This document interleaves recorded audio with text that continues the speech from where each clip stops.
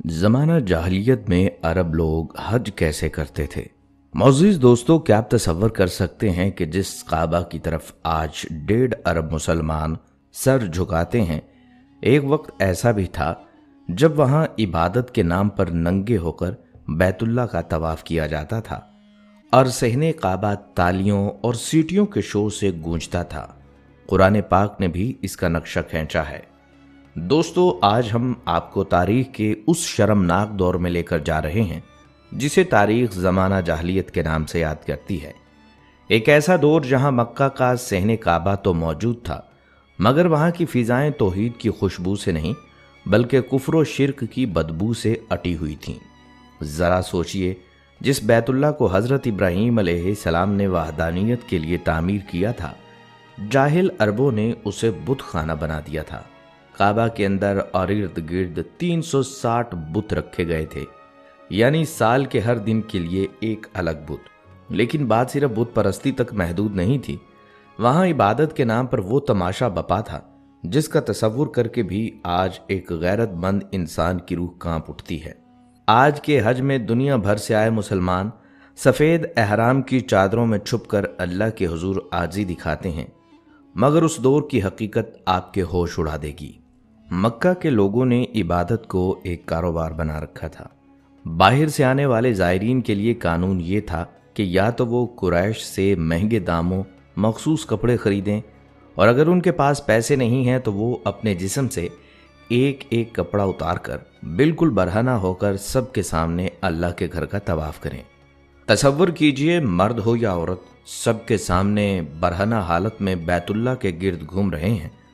और उनकी जाहिलाना मंतक क्या थी कि हम इन कपड़ों में तवाफ नहीं करेंगे जिनको पहनकर हमने गुनाह नहीं किए। पाकीज़गी के नाम पर इससे बड़ी बेहयाई और अल्लाह के घर की इससे बड़ी तौहीन क्या हो सकती है। इतना ही नहीं, वो लब्बैक तो पुकारते थे, मगर उसमें अपने बुतों का नाम लेकर अल्लाह के साथ शिर्क करते। सफ़ा और मरवा की पहाड़ियाँ जहाँ आज हाजी दौड़ते हैं, वहाँ उस दौर में असाफ और नायला नामी 2 बुत रखे थे। ज़ायरीन इन पहाड़ों के दरमियान दौड़ते वक्त इन बुतों को चूमते और छूते थे। वो जानवरों की कुर्बानी तो करते थे, मगर गरीबों को देने की बजाय कुर्बानी का खून काबा की दीवारों पर मलते थे और गोश्त काबा के सामने फेंक देते थे। उनका ख्याल था कि माज़अल्लाह अल्लाह को इस खून और गोश्त की ज़रूरत है। अरब अपनी जंगों और मफादात की खातिर हज के महीनों को आगे पीछे करते थे।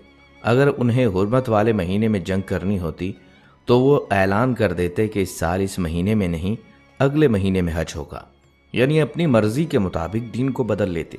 आज की इस दस्तावेजी वीडियो में हम तारीख के उन मुस्तनिद और लर्जा खेज हकायक से पर्दा उठाएंगे कि कैसे हज जैसी मुक़द्दस इबादत को जाहिलियत के लिबादे में मस कर दिया गया था, और फिर कैसे आमना के लाल हज़रत मोहम्मद सल्लल्लाहु अलैहि वसल्लम ने आकर इस कुफ्रिस्तान को हमेशा के लिए पाक किया।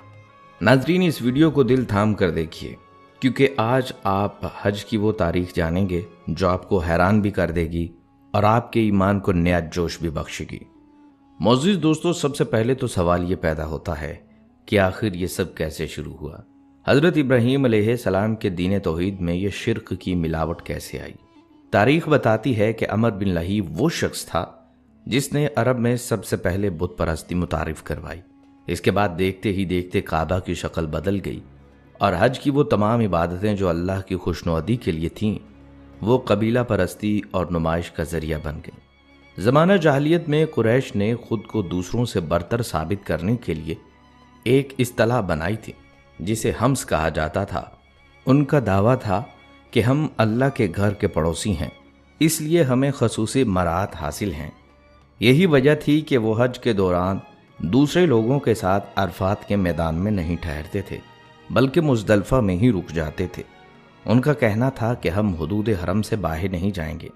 हालांकि अरफात में ठहरना हज का सबसे अहम रुकन था। कुरैश ने हज को एक कारोबार बना लिया था।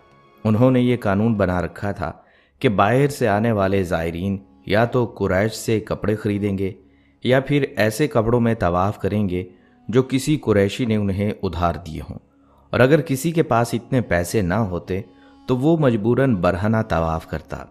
मर्द दिन के वक्त तवाफ़ करते और औरतें रात के अंधेरे में। یہ اس دور کی وہ بے حسی تھی جہاں حیا جیسے لفظ کا وجود نہیں تھا۔ دوستو، آج ہم پکارتے ہیں لبیک اللہم لبیک لا شریک لک لبیک، تیرا کوئی شریک نہیں۔ مگر جاہلیت کے اس دور میں وہ لوگ اس میں بھی اپنے بتوں کے نام شامل کرتے۔ وہ کہتے، اے اللہ، ہم حاضر ہیں، تیرا کوئی شریک نہیں سوائے اس شریک کے جو تیرا ہی ہے، تو اس کا بھی مالک ہے اور ان چیزوں کا بھی جن کا وہ مالک ہے۔ نعوذ باللہ، یعنی وہ برملا اللہ کی بادشاہت میں اپنے ہاتھوں سے تراشے ہوئے بتوں کو حصہ دار بناتے۔ اس طرح صفا اور مروہ کی پہاڑیوں کے درمیان آج جو صحیح کی جاتی ہے، اس دور میں وہاں دو مشہور بت اصاف اور نائلہ رکھے گئے تھے۔ کہا جاتا ہے کہ یہ ایک مرد اور عورت تھے جنہوں نے کعبہ کے اندر گناہ کیا تھا اور وہ پتھر بن گئے تھے، لیکن جاہل عربوں نے عبرت پکڑنے کی بجائے انہیں پوجنا شروع کر دیا اور سعی کے دوران ان بتوں کو چھوڑ کر برکت حاصل کرتے۔ وہ لوگ قربانی کے جانور تو کرتے تھے، لیکن ان کا مقصد اللہ کا تقوی نہیں تھا۔ وہ ذبح کیے گئے جانوروں کا خون کعبہ کی دیواروں پر پینٹ کی طرح ملتے تھے اور گوشت کو صحن کعبہ میں ڈال دیتے۔ ان کا ماننا تھا کہ اللہ کو اس خون اور گوشت کی خوشبو پہنچتی ہے۔ قرآن نے اس کی نفی کرتے ہوئے بعد میں فرمایا کہ اللہ کو نہ گوشت پہنچتا ہے نہ خون، بلکہ اسے تمہارا تقوی پہنچتا ہے۔ زمانہ جاہلیت میں قریش نے حاجیوں کو دو گروہوں میں بانٹ رکھا تھا۔ پہلا گروہ تھا حمص، اس میں قریش اور ان کے قریبی قبائل شامل تھے۔ یہ خود کو اللہ والے کہتے تھے اور انہیں خاص رعایتیں حاصل تھیں۔ یہ احرام میں چمڑے کے جوتے پہن سکتے تھے اور عرفات جانے کی بجائے مزدلفہ میں ہی ٹھہر کر حج مکمل کر لیتے تھے۔ دوسرا گروہ وہ تھا جو مکہ سے باہر آنے والے تمام حاجی اس کے زمرے میں آتے تھے۔ ان پر سختیاں تھیں، جیسے وہ مکہ میں لایا ہوا کھانا نہیں کھا سکتے تھے، انہیں صرف قریش سے ہی کپڑے خریدنے یا ادھار لینے کی اجازت تھی۔ دوستو، زمانہ جاہلیت میں صمت یعنی خاموشی کا حج ایک عجیب و غریب اور سخت ترین رسم تھی۔ جاہلیت میں کچھ لوگ اسے انتہا درجے کی پارسائی اور زہد کی علامت سمجھتے تھے۔ ان کا عقیدہ تھا کہ حج کے دوران دنیاوی باتوں سے بچنے کا بہترین طریقہ یہ ہے کہ سرے سے زبان ہی نہ کھولی جائے۔ وہ گھر سے نکلنے سے لے کر مکہ پہنچنے تک اور مناسک حج پورے کرنے تک مکمل چپ سادھ لیتے تھے۔ ایسے حاجی کو حج عصمت یعنی خاموش حاجی کہا جاتا تھا۔ اگر کوئی ان سے راستہ پوچھتا یا بات کرنے کی کوشش کرتا تو وہ صرف ہاتھ کے اشارے سے جواب دیتے۔ وہ اسے اللہ کی قربت کا ذریعہ مانتے تھے، حالانکہ حج کی اصل روح تلبی یعنی لبیک پکارنا اور کثرت سے ذکر الہی کرنا ہے، جسے انہوں نے ختم کر دیا تھا۔ اس خاموشی کی وجہ سے کئی مسائل پیدا ہوتے تھے۔ لوگ ضروری معلومات یا دوسروں کی مدد کرنے سے بھی قاصر رہتے تھے۔ یہ ایک طرح کی خود ساختہ سختی تھی جس کا حکم کبھی اللہ نے دیا ہی نہیں تھا۔ جب اسلام آیا تو نبی صلی اللہ علیہ وآلہ وسلم نے اس عمل کو سختی سے ناپسند فرمایا۔ مستند روایات بلکہ صحیح بخاری میں آتا ہے کہ حضرت ابوبکر صدیق رضی اللہ تعالیٰ عنہ کا گزر ایک ایسی عورت یعنی زینب نامی کے پاس سے ہوا جو حج کے دوران بالکل خاموش تھی۔ آپ رضی اللہ تعالیٰ عنہ نے پوچھا، یہ بولتی کیوں نہیں؟ لوگوں نے بتایا کہ اس نے خاموشی کے حج کی نیت کی ہوئی ہے۔ آپ رضی اللہ تعالیٰ عنہ نے اس عورت سے فرمایا، بات کرو، کیونکہ یہ خاموش رہنا حلال نہیں، یہ جاہلیت کے کاموں میں سے ایک ہے۔ دوستو، جاہلیت کی گمراہی کا یہ عالم تھا جہاں ایک طرف صحن کعبہ سیٹیوں اور تالیوں کے شور سے گونجتا تھا، وہیں کچھ لوگ ایسے بھی تھے جو اسے خاموشی کا تماشا بنا دیتے۔ وہ سمجھتے تھے کہ زبان بند کر لینے سے اللہ خوش ہوگا، حالانکہ وہ بھول گئے تھے کہ اللہ کے گھر میں خاموشی نہیں بلکہ لبیک کی صدائیں بلند ہونی چاہیے۔ اسلام نے آ کر بتایا کہ دین میں ایسی خود ساختہ سختیاں اللہ کو پسند نہیں، بلکہ دین تو آسانی کا نام ہے۔ معزز دوستو، زمانہ جاہلیت کی ایک اور عجیب و غریب اور گمراہ کن رسم غلط توکل تھی۔ یمن کے کچھ قبائل جب حج کے لیے نکلتے تو اپنے ساتھ کھانے پینے کا سامان یا زادے راہ نہیں لیتے تھے۔ ان کا یہ جاہلانہ دعویٰ تھا، ہم اللہ کے گھر کے مسافر ہیں، بھلا اللہ ہمیں بھوکا رکھے گا، وہی ہمیں کھلائے گا۔ لیکن حقیقت اس کے بالکل برعکس نکلتی۔ جب سفر کے دوران ان کا دم ٹوٹنے لگتا اور بھوک ستاتی تو یہی لوگ مکہ پہنچ کر دوسروں کے سامنے ہاتھ پھیلاتے اور زائرین سے بھیک مانگنا شروع کر دیتے، یعنی عبادت کے نام پر نکل کر دوسروں پر بوجھ بن جانا ان کا معمول بن چکا تھا۔ ان کی اسی اصلاح کے لیے قرآن پاک کی یہ عظیم آیت نازل ہوئی، جس میں اللہ تعالیٰ نے فرمایا، اور حج کے سفر کے لیے زاد راہ ساتھ لے لیا کرو، کیونکہ بہترین زاد راہ تقوی ہے۔ اسلام نے واضح کر دیا کہ سچا توکل ہاتھ پر ہاتھ رکھ کر بیٹھے رہنے یا دوسروں کا محتاج ہونے کا نام نہیں، بلکہ اپنی استطاعت کے مطابق محنت اور تیاری کرنا دین کی اصل روح ہے۔ معزز دوستو، جاہلیت کے دور میں حج صرف ایک عبادت نہیں تھی، بلکہ اسے اپنی برتری ثابت کرنے کا ایک سٹیج بنا لیا گیا تھا۔ مناسک حج سے فارغ ہوتے ہی مکہ کے قریب عکاظ، مجانہ اور ذوالمجاز کے مقامات پر بڑے بڑے میلے سجتے تھے۔ ان میلوں میں عرب کے نامور شعراء اکٹھے ہوتے اور بلند آواز میں اپنے آباء و اجداد کی بہادری، جو دو سخاوت اور جنگوں کے قصے سناتے تھے، وہ وہاں اللہ کی حمد و ثنا کرنے کی بجائے اپنے خاندانوں پر فخر کرتے اور دوسرے قبائل کی تذلیل کرتے ہوئے انہیں نیچا دکھانے کی کوشش کرتے تھے۔ قرآن پاک نے ان کی اسی روش کو بدلنے کے لیے سورۃ البقرہ کی آیت نمبر 200 نازل فرمائی، جس میں ارشاد ہوا، پھر جب تم حج کے ارکان پورے کر چکو تو میدان منا میں اللہ کو اس طرح یاد کرو جیسے تم اپنے باپ دادا کا ذکر کیا کرتے تھے، بلکہ اس سے بھی بڑھ کر اللہ کا ذکر کرو۔ اسلام نے سکھایا کہ بڑائی صرف اللہ کی ہے، کسی نسب یا قبیلے کی نہیں۔ دوستو، آپ یہ جان کر حیران ہوں گے کہ جس کعبہ کے سامنے آج دنیا بھر کے مسلمان نہایت عاجزی اور خاموشی سے سربا سجود ہوتے ہیں، جاہلیت میں وہاں کا منظر بالکل مختلف تھا۔ اس دور کے مشرکین نے نماز جیسی مقدس عبادت کو ایک کھیل تماشا بنا رکھا تھا۔ دوستو، آپ یہ جان کر حیران ہوں گے کہ جس کعبہ کے سامنے آج دنیا بھر کے مسلمان نہایت عاجزی اور خاموشی سے سربا سجود ہوتے ہیں، جاہلیت میں وہاں کا منظر بالکل مختلف تھا۔ اس دور کے مشرکین نے نماز جیسی مقدس عبادت کو ایک کھیل تماشا بنا رکھا تھا۔ وہ کعبہ کا طواف کرتے ہوئے زور زور سے تالیاں بجاتے اور سیٹیاں مارتے تھے تاکہ اپنی حاضری کا اعلان کر سکیں اور دوسروں کی توجہ حاصل کریں۔ ان کا خیال تھا کہ یہ شور و غل ہی اصل عبادت ہے۔ ان کی اس جاہلانہ حرکت کا نقشہ اللہ تعالیٰ نے قرآن پاک میں ان الفاظ میں کھینچا ہے، اور بیت اللہ کے پاس ان کی نماز سیٹیاں بجانے اور تالیاں پیٹنے کے سوا کچھ نہ تھی۔ مفسرین بیان کرتے ہیں کہ وہ ایسا اس لیے کرتے تھے تاکہ جب مسلمان وہاں قرآن پڑھیں یا ذکر کریں تو شور مچا کر ان کی آوازوں کو دبا سکیں۔ اسلام نے آ کر بتایا کہ اللہ کے گھر کا ادب خاموشی اور خشوع و خضوع ہے، نہ کہ شور و غل اور نمائش میں۔ معزز دوستو، زمانہ جاہلیت میں حج کے مناسک محض عبادات نہیں بلکہ تضادات کا مجموعہ تھے۔ جہاں وہ کعبہ کا طواف کرتے تھے، وہیں ہر قبیلہ اپنے ساتھ اپنے مخصوص بت بھی لاتا۔ مورخین لکھتے ہیں کہ کچھ قبائل نے کھجور اور مکھن سے اپنے بت بنا رکھے تھے۔ جہالت کا عالم تو یہ تھا کہ حج کے طویل سفر پر روانہ ہوتے وقت بعض قبائل جیسے بنو حنیفہ کھجور، مکھن اور پنیر کے مرکب سے اپنا معبود تیار کرتے تاکہ سفر کے دوران اس کی پوجا کر سکیں، لیکن ان کا عقیدہ کتنا کھوکھلا تھا اس کا اندازہ اس بات سے لگائیں کہ اگر دوران سفر زاد راہ ختم ہو جاتا یا شدید بھوک لگتی تو وہ اسی معبود کو جس کے سامنے وہ حج کی نیت سے جھکے تھے ٹکڑے کر کے کھا جاتے۔ حضرت عمر رضی اللہ تعالیٰ عنہ اکثر اپنی جاہلیت کے دور کو یاد کر کے رویا کرتے تھے اور کبھی ہنس پڑتے۔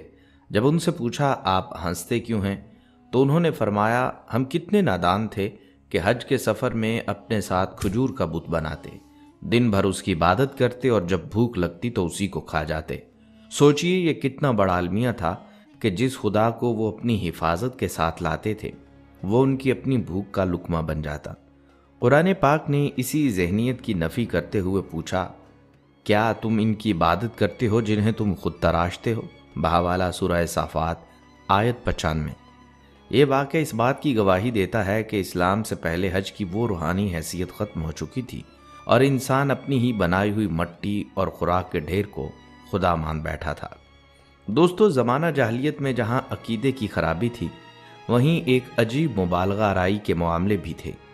اس دور میں عرب کے لوگ حج کے ایام میں تجارت اور کاروبار کرنے کو ایک بہت بڑا گناہ اور بے دینی تصور کرتے تھے۔ ان کا یہ ماننا تھا کہ ہم اللہ کے گھر کی زیارت کے لیے نکلے ہیں، لہٰذا اس دوران دنیاوی نفع یا مال کمانا ہماری عبادت کو برباد کر دے گا۔ اس خود ساختہ پابندی کا نتیجہ یہ نکلتا کہ بہت سے لوگ سفر کے حج کے دوران شدید مالی تنگی کا شکار ہو جاتے۔ تاریخ بتاتی ہے کہ اوکاز اور ذوالمجاز جیسے بڑے بازار ان کے سامنے لگے ہوتے، لیکن وہ وہاں سے ایک کھجور خریدنا بھی اپنی توہین سمجھتے۔ یہ دراصل ان کی عقل کی تراشی ہوئی ایک زنجیر تھی جس نے عبادت کو ایک بوجھ بنا دیا تھا۔ جب اسلام کا سورج طلوع ہوا تو اللہ تعالیٰ نے قرآن پاک میں واضح طور پر اعلان فرمایا کہ یہ تمہارا اپنا بنایا ہوا وہم ہے، اپنے رب کا فضل یعنی رزق حلال تلاش کرنے میں کوئی گناہ نہیں۔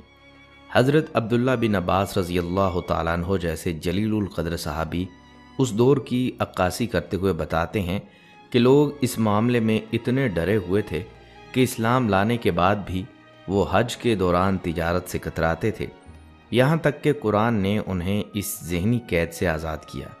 اس سے ہمیں یہ سبق ملتا ہے کہ دین انسان کو تنگ کرنے کے لیے نہیں بلکہ آسانیاں پیدا کرنے کے لیے آیا ہے۔ اسلام نے سکھایا کہ اللہ کی بندگی کے ساتھ ساتھ رزق حلال کے لیے تگ و دو کرنا بھی ایک عبادت ہے، نہ کہ کوئی گناہ۔ معزز دوستو، زمانہ جاہلیت کی ایک اور عجیب و غریب رسم گھروں میں پیچھے سے داخل ہونا تھی۔ یہ ان کے خود ساختہ تقوی اور توہم پرستی کی ایک مثال تھی جسے سن کر عقل دنگ رہ جاتی ہے۔ ہوتا یہ تھا کہ جب کوئی شخص حج کا احرام باندھ کر نکل جاتا تو وہ یہ سمجھتا کہ اب اس پر عام زندگی کے راستے حرام ہو چکے۔ اگر کسی ضرورت کے تحت اسے گھر واپس آنا پڑتا تو وہ سامنے کے دروازے سے داخل ہونے کو بہت بڑا گناہ اور حج کی توہین سمجھتا۔ اس کی بجائے وہ لوگ گھر کی پچھلی دیوار پھاند کر یا پیچھے سے کوئی سوراخ کر کے داخل ہوتے۔ ان کا گمان تھا کہ یہ بہت بڑی نیکی ہے اور ہم اللہ کے لیے اتنی مشقت اٹھا کر اپنی پارسائی کا ثبوت دے رہے ہیں۔ اسلام کے ابتدائی دور میں بھی کچھ لوگوں کے ذہنوں میں یہ بات بیٹھی ہوئی تھی، یہاں تک کہ ایک صحابی نے جب اللہ کے رسول صلی اللہ علیہ وآلہ وسلم کو دروازے سے نکلتے ہوئے دیکھا تو وہ بھی آپ کے پیچھے پیچھے دروازے سے باہر آ گئے۔ جب لوگوں نے اس پر اعتراض کیا تو قرآن پاک نے اس جاہلانہ ڈھونگ کا پردہ چاک کر دیا۔ اللہ تعالیٰ نے واضح طور پر یہ پیغام نازل فرمایا کہ یہ کوئی نیکی نہیں کہ تم گھروں میں پیچھے سے داخل ہو، بلکہ اصل نیکی تو یہ ہے کہ انسان اللہ کی نافرمانی سے بچے اور اس کا تقوی اختیار کرے، لہٰذا تم اپنے گھروں میں ان کے دروازوں سے ہی داخل ہوا کرو۔ سوچئے وہ قوم جو دیواریں پھاندنے اور سوراخوں سے گزرنے کو دین سمجھتی تھی، اسے اسلام نے یہ شعور دیا کہ اللہ سچی نیت اور دل کا تقوی دیکھتا ہے، نہ کہ تمہاری بنائی ہوئی یہ مشکل اور بے معنی رسمیں۔ آپ صلی اللہ علیہ وآلہ وسلم نے اس رسم کو جڑ سے اکھاڑ کر یہ ثابت کیا کہ دین فطرت کا نام ہے، مشقت اور تماشا بنانے کا نہیں۔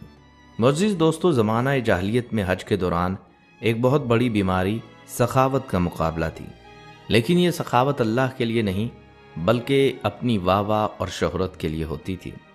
قبائلی سردار اس بات پر مقابلہ کرتے کہ کس کا دسترخوان سب سے بڑا ہے۔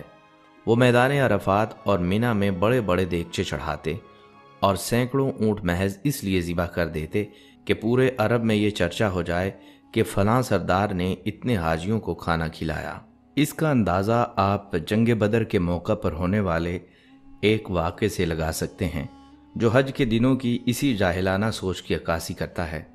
جب قریش کا لشکر مسلمانوں سے لڑنے کے لیے مکہ سے نکلا تو ابو جہل اور دیگر سرداروں نے یہ طے کیا کہ وہ ہر 10 منزل پر 10 اونٹ ذبح کریں گے، شراب کی محفلیں سجائیں گے اور لونڈیاں ناچیں گائیں گی تاکہ پورے عرب میں یہ پیغام جائے کہ قریش کتنے سخی اور طاقتور ہیں۔ ان کا مقصد بھوکوں کو کھانا کھلانا نہیں تھا بلکہ اپنی دھاک بٹھانا تھا۔ حج کے دوران بھی ان کا یہی حال تھا۔ وہ کعبہ کے پاس اونٹ ذبح کر کے ان کا خون دیواروں پر مل دیتے اور گوشت وہیں چھوڑ دیتے۔ جب صحابہ کرام نے اسلام لانے کے بعد یہ دیکھا تو ان کے دل میں خیال آیا کہ جاہلیت کے لوگ تو کعبہ کی تعظیم میں اتنا کچھ یعنی گوشت اور خون پیش کرتے تھے، تو ہمیں اللہ کی رضا کے لیے اس سے بھی بڑھ کر کرنا چاہیے۔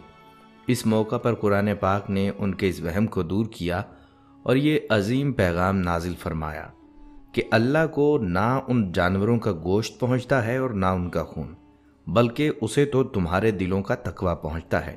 یعنی اللہ کو تمہاری ان بڑی بڑی دیگوں اور خون کے چھڑکاؤ سے کوئی غرض نہیں، اسے تو یہ دیکھنا ہے کہ اس کام کے پیچھے تمہاری نیت کیا ہے۔ نبی کریم صلی اللہ علیہ وآلہ وسلم نے اس جاہلانہ سخی بننے کے مقابلے کو ختم کر کے یہ اصول دیا کہ اگر تم ایک کھجور بھی اللہ کی رضا کے لیے کسی مسکین کو دو گے تو وہ اس ٹنوں کے گوشت سے بہتر ہے جو نمائش کے لیے ضائع کر دیا جائے۔ معزز دوستو، زمانہ جاہلیت کی ایک اور عجیب رسم جانوروں کا جھوٹا احترام تھا۔ ان لوگوں نے اپنی عقل سے کچھ جانوروں کو بتوں کے نام پر وقف کر رکھا تھا، اور ان کے ایسے ایسے نام رکھے جاتے کہ سن کر حیرت ہوتی، جیسے بحیرہ اس اونٹنی کو کہتے ہیں جس کے کان چیر کر اسے بتوں کے لیے آزاد چھوڑ دیا جائے۔ صائبہ وہ جانور تھا جسے کسی منت کے پورا ہونے پر بتوں کے نام کر دیا جاتا۔ اسی طرح وسیلہ اور حام بھی مخصوص شرائط پر بتوں کی نظر کر دیے جاتے تھے۔ ان جانوروں کے ساتھ ان کا رویہ یہ تھا کہ وہ نہ ان پر سواری کرتے، نہ ان کا دودھ نکالتے اور نہ انہیں ذبح کرتے۔ یہاں تک کہ اگر کوئی جانور پیاس سے مر رہا ہوتا تو وہ بھی اسے بت کا مال سمجھ کر ہاتھ نہ لگاتے۔ حج کے دوران یہ منظر عام ہوتا کہ ایک طرف حاجی بھوک اور پیاس سے نڈھال ہوتے، لیکن دوسرے طرف یہ جانور کھلے عام گھوم رہے ہوتے اور کوئی انہیں ہاتھ لگانے کی جرت نہ کرتا، کیونکہ وہ اسے بڑا گناہ سمجھتے تھے۔ اس خود ساختہ شریعت کا پول کھولنے کے لیے قرآن پاک کی سورہ المائدہ آیت 130 میں اللہ تعالیٰ نے دو ٹوک ارشاد فرمایا، اللہ نے نہ تو کوئی بحیرہ مقرر کیا ہے، نہ صائبہ، نہ وسیلہ اور نہ حام، بلکہ یہ کافر لوگ اللہ پر جھوٹا بہتان باندھتے ہیں اور ان میں سے اکثر عقل نہیں رکھتے۔ نبی کریم صلی اللہ علیہ وآلہ وسلم نے اس رسم کی حقیقت بیان کرتے ہوئے ایک مرتبہ صحابہ کرام کو ایک شخص عمر بن لہی کے بارے میں بتایا۔ آپ صلی اللہ علیہ وآلہ وسلم نے فرمایا کہ میں نے اسے جہنم میں اپنی آنتیں گھسیٹتے ہوئے دیکھا، کیونکہ یہ وہ پہلا شخص تھا جس نے عرب میں بت پرستی شروع کی اور جانوروں کو بتوں کے نام پر چھوڑنے کی یہ رسم نکالی تھی۔ سوچئے، وہ لوگ اللہ کے دیے ہوئے رزق کو اپنے اوپر تو حرام کر لیتے، لیکن اللہ کے گھر میں شرک کرنے کو برا نہیں سمجھتے۔ اسلام نے آ کر ان تمام تہمات کو ختم کیا اور سکھایا کہ اللہ کی حلال کی ہوئی چیزوں کو حرام کرنا نیکی نہیں، بلکہ اللہ کے اختیار میں مداخلت اور جہالت ہے۔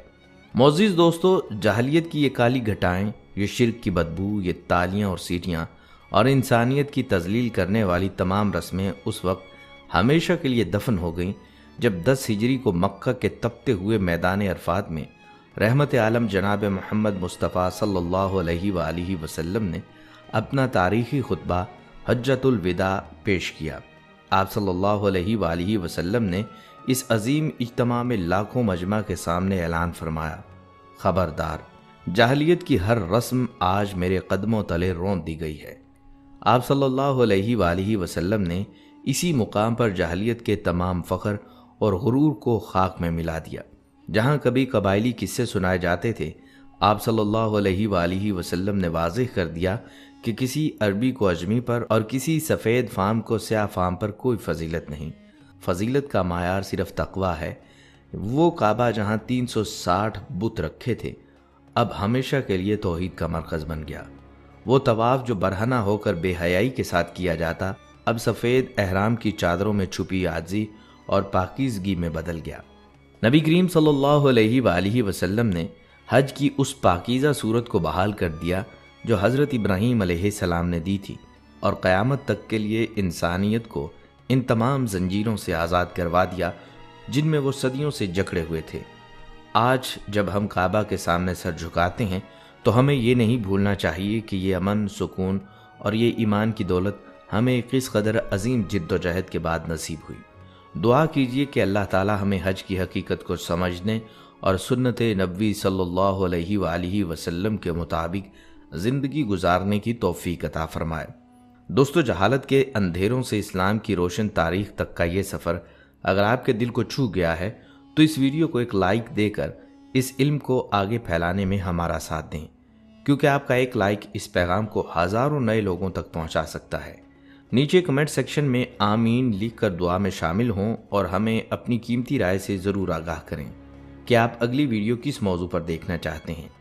آپ کا ایک کمنٹ ہمارے کام کی حوصلہ افزائی کرتا ہے، اور اگر آپ چاہتے ہیں کہ حقائق پر مبنی ایسی ویڈیوز آپ کو ملتی رہیں تو ابھی اس چینل کو سبسکرائب کریں اور بیل آئیکن کو دبا دیں تاکہ آپ علمی سفر میں ہمیشہ ہمارے ساتھ رہیں۔ اپنا اور اپنے پیاروں کا بہت سا خیال رکھیے گا۔ اللہ حافظ۔